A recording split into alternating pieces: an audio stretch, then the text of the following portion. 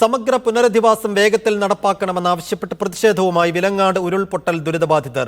അടിയന്തര ധനസഹായമല്ലാതെ മറ്റൊരു സഹായവും ലഭിച്ചിട്ടില്ലെന്നും വീടും ഭൂമിയും നഷ്ടപ്പെട്ടവർക്ക് ശാശ്വത പരിഹാരം ഉടൻ വേണമെന്നുമാണ് ദുരിതബാധിതരുടെ ആവശ്യം. പുനരധിവാസത്തിനുള്ള ഭൂമി പോലും കണ്ടെത്താൻ സർക്കാരിന് ഇതുവരെ കഴിഞ്ഞിട്ടില്ല. ഇനിയിപ്പം ഞങ്ങളൊരു മഴ വന്നു കഴിഞ്ഞാൽ ഞങ്ങൾ എന്ത് ചെയ്യും? അത് ഞങ്ങൾക്ക് വലിയൊരു ചോദ്യചിഹ്നമാണ്. ഇന്നും ഞങ്ങളുടെ ഉള്ളിൽ നിന്ന് ആ നടുക്കം മാറിയിട്ടില്ല. അന്നത്തെ ആ ഭീകരത മനസ്സിൽ നിന്ന് ഞങ്ങൾക്ക് മാറിയിട്ടില്ല. ഒരൊറ്റ രാത്രി 100-ലധികം ഉരുളുകൾ ഒന്നിച്ചൊലിച്ചിറങ്ങിയ നാടാണ് വിലങ്ങാട്. പ്രളയം സകലതും തകർത്ത മനുഷ്യർ.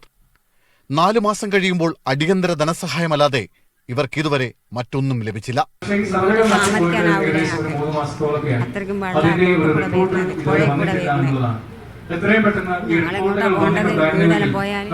നരിപ്പറ്റ വാണിമേൽ പഞ്ചായത്തുകളിലായി 13.10 കോടി രൂപയുടെ കൃഷിനാശം മാത്രമുണ്ടായെന്നാണ് സർക്കാർ നിയോഗിച്ച കമ്മീഷന്റെ കണ്ടെത്തൽ.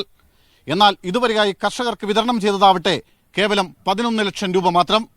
വിലങ്ങാടിന് സമഗ്ര പാക്കേജ് എന്ന മന്ത്രിമാരുടെ പ്രഖ്യാപനവും പാഴ്വാക്കായി. പ്രളയ സാധ്യതയുള്ള മേഖലയാണ്. പുനരധിവാസത്തിന് യോഗ്യമായ ഭൂമി കണ്ടെത്തണം. ശാസ്ത്രീയമായ പഠനങ്ങൾ നടക്കണം. ഇവിടെ എവിടെയെല്ലാം നമുക്ക് വാസയോഗ്യമാണ്, വാസയോഗ്യമല്ല എന്നുള്ളതിനെ പറ്റിയുള്ള ഒരു കൃത്യമായിട്ടുള്ള ഒരു അറിയിപ്പാണ്.